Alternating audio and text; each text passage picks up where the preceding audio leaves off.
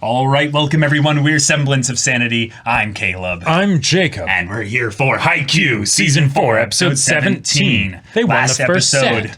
Last episode, y'all. They did it. So good. And Tanaka, you... Yeah. Yes. Such a good boy. Suki couldn't even tell you were feeling low because, you're doing good. You're doing good. You do so much for the team, really buddy. good. And I want to clear up a couple things from the last episode. We had some info passed along to us about the situation with regards to Tanaka's receives being taken away by Nishinoya with regards to the strategy, but also, just something that we could have picked up without, being told by the fans and stuff, is that it sets up all the spikers to do their all-out synchronized attack, which is awesome. There's that. But also specifically, Tanaka kind of realizing and being okay with his dedication and his simple focus to the things that matter specifically to him. Right. And he has those simple things kind of kept in focus. Volleyball. And Kyoko. And Kyoko and in some ways then his volleyball teammates. That's his life. Even if he's probably not going to be ever the strongest person on the team, even if he doesn't necessarily have a chance with Kyoko. Yep, exactly. He is going to stick with that, and in that respect, I feel bad for her, because then it's like, you did get your heart broken, essentially. He did do so much for you, and releasing just all of his gusto and positive energy and his spirit to encourage you, yes. But it's not necessarily because he liked you. Yeah. And those moments, while they meant a lot to you, they didn't mean the same to him. Yeah, exactly. Yeah. So, yeah. But, oh my God, here we are. I'm so excited, y'all. We are ahead in tempo. We have the first set. So this is time where Inarizaki's going to turn on the gas a little bit and get things a little scary. Because there's just no way that Karasuno's going to get a 2-set win. I could see them getting a 2-set win. I just don't think it's going to be... I think that Inarizaki's going to be like, whoa. We should have had a chance on that set. We fought them all the way there, but it's like... Yeah, I don't know. It's... Yeah. But, y'all, without further ado, let's get into this. All right, everyone, now be sure to go check out the reaction portion of the video in the description below, then come back here for the discussion.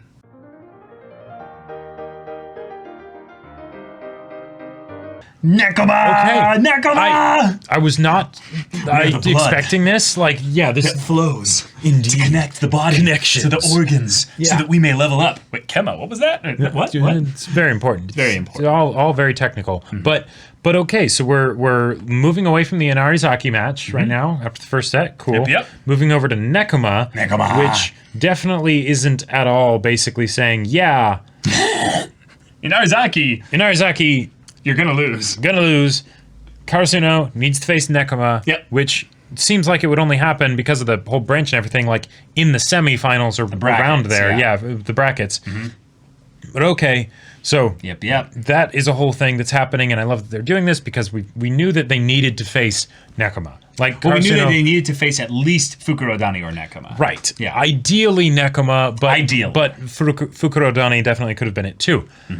But we haven't really spent too much time with Nekoma recently, so we need to reestablish that connection, that care for all the players on the team, and then also how they relate to Karasuno. Exactly. Yep. Okay, yeah. So there's 8 teams on one side of this bracket here. This might be just a quarter of the brackets, too. I would actually assume that in this bit here. That there's this might not even be them meeting potentially in the semifinals. It could be the quarterfinals based on how few teams are actually in. Oh, hold on. The this section here. Now, I'm guessing this would still line up with the brackets, but what this is this isn't necessarily the brackets. This is what the court schedule is. Oh! Is that for this day, these are the teams. Now, I'm guessing that they would just go from one side of the brackets through or something like that, right? They, do it fairly you're linearly. right. That doesn't have to be brackets. But this doesn't have to be brackets. Because it doesn't even look like it in terms of the graph visual here. It's just boxes with names. Yeah, unless there was another thing where they zoom out and it shows that it is brackets. I can't quite remember. But dang it, Haikyuu, just show us the dang overall brackets with the names on them. But if you do that, then it's too easy to be like, okay, this is how the whole it builds hype. It builds tension. I want to see the brackets. Yeah. Hashtag release the brackets. Like that would be awesome to see the brackets. But tournament dog. But we've got this match. Yep. And it's going well. And this is something that I was a little bit surprised by is that we had 3 different sort of timeline focuses for this episode. Yep. And not only was it not focusing on Karasuno, but then we have the match. Then we've got, I believe, what was basically like the night before or something like that. They said it was 4 days before Nationals and stuff. Oh, I thought they said there was 4 days left in Nationals. Oh, that's probably what they said then. Okay. Yeah. But basically not during a match, right? In the evening at some point, they are talking and sort of reminiscing about just the good times, right? How they've gotten to this point, right? And I love that. That's really good stuff. But then we get all the stuff going from all the way from when Kenma and Kuro are adorable little babies practically, and going to level up and stuff together, and like that's wonderful and I love it. But then we get this bit with Tora and Kenma and showing how through their absolute polar opposite differences, they were able to bond and come to understand each other and help each other grow in volleyball and on a personal level. And I love it. And it's really cool to see that between, characters that we've gotten some focus on, but really we haven't gotten that much focus on. Right. Kenma, we've gotten a decent amount. And then the other one, Yamamoto, you were talking about.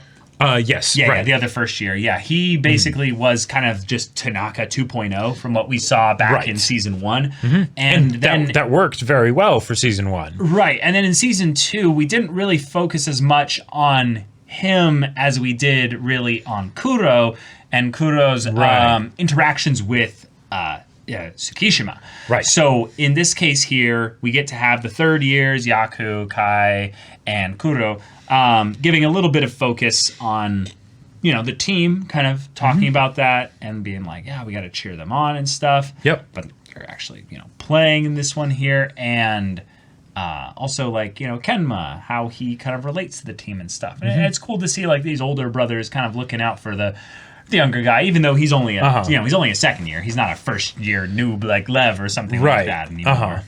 Which is so it's crazy that Lev is a first year and he's that tall. That's actually insane. Genes, man, they're a hell of a thing. Yep. So then we get that other timeline bit, which is back when Kenma, Yamamoto, and then Fukunaga are first years. Right. Which is like, oh, sweet. So we get to see that part of him when he wasn't really that good yet. Like, he wasn't like their like hard control tower. It was like, hey, let's give him a shot at setting and stuff. He's got some consistent things. He's pretty good, yeah. Yeah, yeah. And he doesn't need to be showboaty about it. He doesn't need to push in a lot of effort for it. Except now they're bringing up in the present time that if the team realizes, the other team realizes that his stamina and his overall mental focus are closely linked to each other, and they can really start to wear him out in that regard. One of the things that I really like about the way all of these bits sort of interconnect is that Yamamoto as a character, yes, he is Tanaka 2.0, but from Kenma's perspective, since Kenma hasn't met Tanaka and he doesn't really have a close connection with Tanaka, Yamamoto more feels to me in this episode as a mirror of Hinata. Okay. Right? Yeah. Where it's the, Hinata's the one full of energy that doesn't worry about getting tired and things like that. Even if he maybe does not tired. Even if he does get tired and even if he's not the physically strong, type person like we saw on the wonderful diagram, his power is only level D, So that's not too great. But that stamina thing. Unlimited stamina. Incomprehensible leg power. Yep, and what's whatever is going on in that head. Right. The legs are like incomprehensible in a good way. The head is incomprehensible and just a weird, that's odd. But he hears Hinata go, squaw! And he's like, you keep using that word. I do not think it means what you think it means. Yeah. But so introducing this new character dynamic between him and Yamamoto in this past and everything and how they butted heads with each other, I really like because that is it's a character that we don't necessarily have as much reason to care about on an individual level because we haven't spent too much time with Yamamoto up till now. And this is sort of a new dynamic than what we're used to of Tanaka 2.0.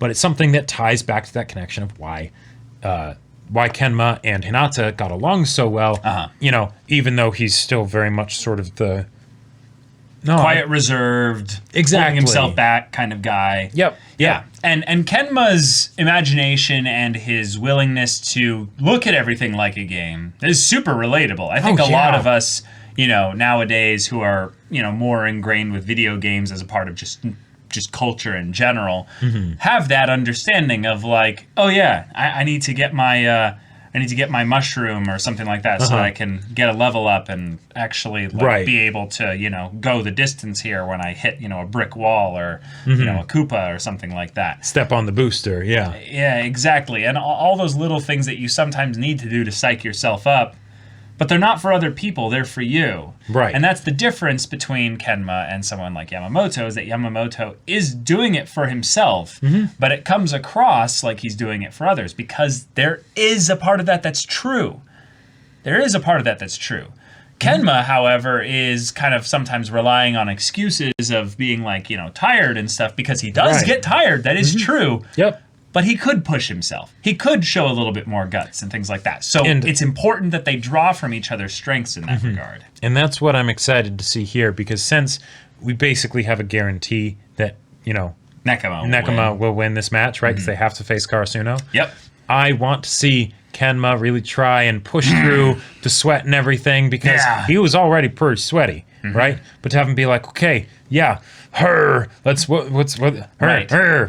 or whatever that means, you know, let's see if I can dig into some of that too, because damn it, I want to face Hinata. Yeah. And it could be really cool to have him have that moment where he realizes, because this is something that the other team was kind of doing, we gotta kind of have to throw the set in order to wear out, you know, Kenma. But what if Kenma's like, wait, whoa, we could get them in the third set, but why don't we just win here? That seems like the easier thing to do, because then we wouldn't have to keep trying, you know, could end the game early.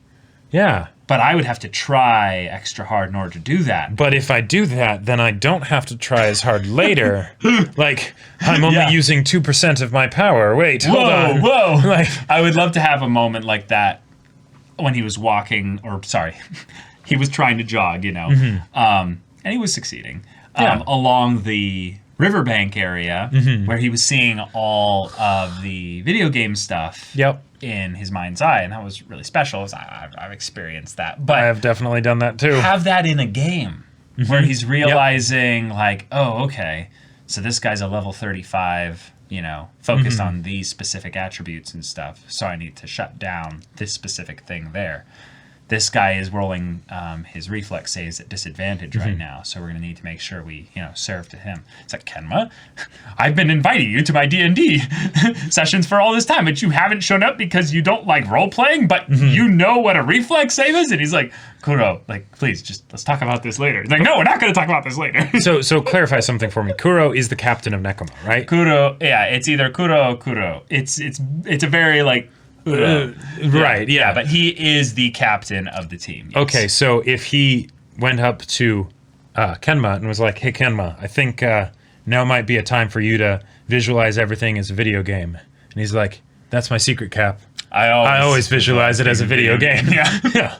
Like, I mean, yeah, Kuro understands that he won't understand everything about Kenma. Right. But he cares so much about them as friends and maintaining this, you know, silly, fun friendship that they have with each other. Yep. That he even, like, does pretend to be kind of his mom at times. He's like, hey, no video games. Throw off your sleep schedule. Yeah. I love that, because it's something where, like, I've been starting to think about that kind of stuff too. Of like, okay, my sleep schedule. I'm getting older, right? You know, oh my and God. like, you know, it becomes a lot more easy to see when things affect it and when they don't. You know, sure. So it's like, okay, all right, gotta make sure that I go to bed at a reasonable time. Don't do anything too crazy. You know, blah blah blah. Otherwise, that'll throw me off for a while, and it'll take a while to get back on track. So the fact that Kuro's doing this for Kenma, when it's like, yes, important games coming up and everything, but like they're very much still in high school, you know? Totally. I love it. I love that Kenma is the type of person to schedule video game time by waking up super early. Oh my god. I totally didn't do that when I would me play neither. MMOs. Definitely not. Nope. Definitely didn't do that. Oh man. I kid you not. When you get really sucked into an MMO or just any kind of video game in general, you will wake up early to play it. Oh yeah. It is the funniest thing ever. I remember at multiple times there was a specific deal in our house where we could not play video games or watch movies or stuff like that until we had done our homework, essentially. And it was a thing where I would wake up super early, finish it in like 90 minutes. At 6:30, I'm already done with everything. And, you know, I've eaten breakfast and everything, and no one's awake yet. And I'm like, all right, I'm going to go, you know, ask if I can, you know, play. I have to show my work, basically. My parents were like, okay. What? I mean, yeah, it looks good. Okay. Sure, whatever gets you to be doing the thing you're supposed to be doing. But the thing is that I started doing a thing where basically I would just have to leave it by them as proof for them to check when they woke with up. Bookmarks. Because they didn't want me waking them up. Right. And so there were like multiple times where I was like, I think like 15 and 16. And I'd just be like, hey, here you go. And they'd be like, just leave it there. I'm like, all right, okay. Nice. And then I run over and log into World of Warcraft. And oh yeah, like I straight up sometimes still do that as a way to motivate myself to get up early, because it'll be like, okay, I'll wake up at like some ungodly hour, like 3 a.m. or something. Yeah, because sometimes I totally have that of the oversleeping where it's the shit, I actually can't sleep until a reasonable hour, right? And then it's just the, okay, I'll go do something that, you know, is fun or whatever. And then at a time that would be a reasonable hour to wake up, then I stop doing that thing, and then go to sleep. No. Then just go through your day. Then go through the day, and then you're tired, and then that'll hopefully force me to fall asleep earlier. Night. And then sometimes it becomes a cyclical thing. But the point is sort of using it so that it's like, all right, I'm getting my fun in before the work stuff, but I'm also using the fun to make sure that I start the work stuff on time. Big brain.